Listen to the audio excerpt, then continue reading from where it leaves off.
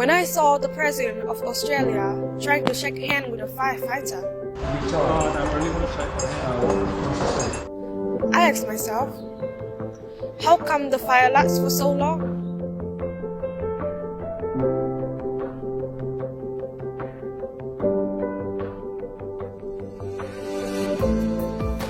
We've been talking about the bushfire in Australia, which lasts from September the 6th, 2019 and kept going till January 2020.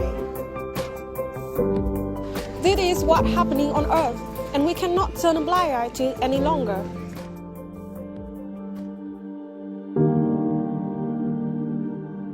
There are facts we had to face. Koala went functionally extinct. Cute things in the world die on our watch.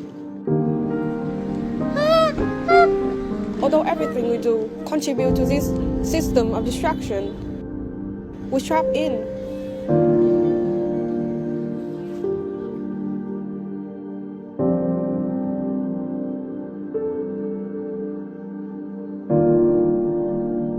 Recently on social media, a footage of the Australia Prime Minister trying to shake hands with firefighters and local residents went viral. The thing that surprised me was they seemed not to like his presence at all. That his being there is a shame. Then a woman responded, I'm only shaking your hand if you give more funding to our RFS. So many people here have lost their homes. At the moment, I've totally be aware of how irresponsible people will be. It's the largest bushfire of the decade, and all the things the Prime Minister did was only to sanitize his global image and prove that he didn't care at all for the environment.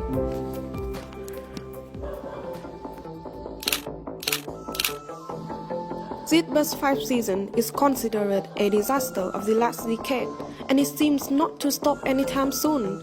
We act, they act, but the government didn't. They've gone blind and deaf, totally ignoring the screams of hundreds of millions of animals, plants, and Mother Earth.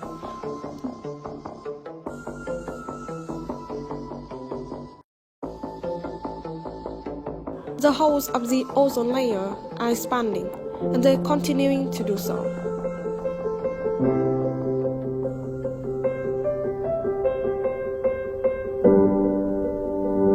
Climate changes and global warming cannot happen by themselves. Apparently, that is something humans had created by our way of living.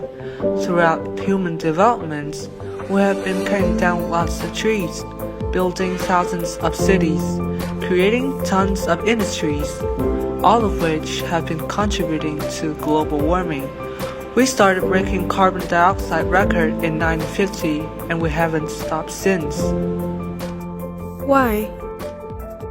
Because we've been burning more and more fossil fuels like coal and oil, which release carbon dioxide to power our homes, factories, cars, and airplanes. In addition, trees, and especially large forests, which absorb carbon dioxide and release oxygen, had been cut down to 54% of the planet's total tree. Also, there are a lot of us. The population has tripled in the past 70 years, and we are consuming more and more products from animals that release another pollutant called methane. So all the gases are in the air, and when sunlight gets into the Earth's atmosphere, some of the heat gets trapped, and the planet gets warmer. That's why we call it greenhouse effect.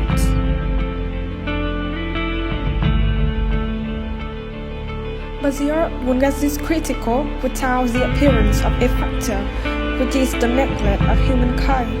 We are all on fire, but we all pretend it will be okay and keep going on about our lives. People just walk around, burning alive, as they talk about spots as they order from Amazon, as they watch disaster on the news, to just flip the channel to another distraction.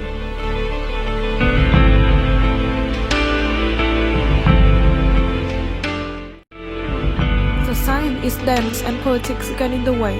Under pressure from millions of people around the world calling for concrete action, world leaders are meeting in Madrid to talk about the widespread of global warming and how to slow it down.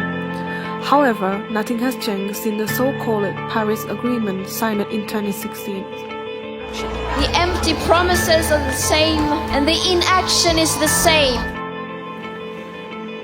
Humans just 0.01% of all life but have destroyed 83% of wild mammals. World pollution produced more than 300 million tons of plastic per year. And now climate change is killing humans. 9 in 10 people around the world breathe highly polluted air. 200 species go extinct every single day. The ocean is becoming more acidic, affecting marine life. Nearly 11 million people in Somalia, Ethiopia, and Kenya face terrifying food shortage. In 2003, the WHO European region suffered strongest heat wave ever. Over 70,000 excess deaths were reported from 12 European countries. Sea level will rise 1 to 4 feet by 2100. The IPCC says a 1.5 Celsius degree average rise may put to 20 to 30% of species at risk of extinction. If the planet warms at more than 2 Celsius degree, most ecosystems will struggle and would lead to increased frequency and intensity of fires. What's happening on Earth and our fate? It's the consequence of what human has done through generations. And now it's high time we fix it. There are choices we can make that can slow down the widespread of global warming. Get moving. Skip the drive and walk. Take public transportation or ride a bicycle when you can. See the lights. Use new energy-saving compact fluorescent light bulbs. They produce the same amount of light as older incandescent bulbs, but they use 25% less electricity and last much longer. Cut back. Try to reduce the amount of water you use for showers, laundry, and washing dishes. And turn the temperature on your hot water heater down. Use products that are recycled from old paper, glass, and metal to reduce energy waste and pollution by 70 to 90%. And before you toss things in the garage, think about what you can reuse. Think local. Shipping foods over long distance is a waste of energy and adds to pollution. In addition, the pesticide and chemical used to grow them are bad for the environment, so buy locally grown fruits and vegetables instead. Speak out. Talk to your classmates and people around you about their interest in curbing global warming. Support the attempts of some organizations to fund renewable and clean energy solutions such as wind and solar power, and to protect forests. We have to come together as humans, or koalas won't just be extinct. We will too. too.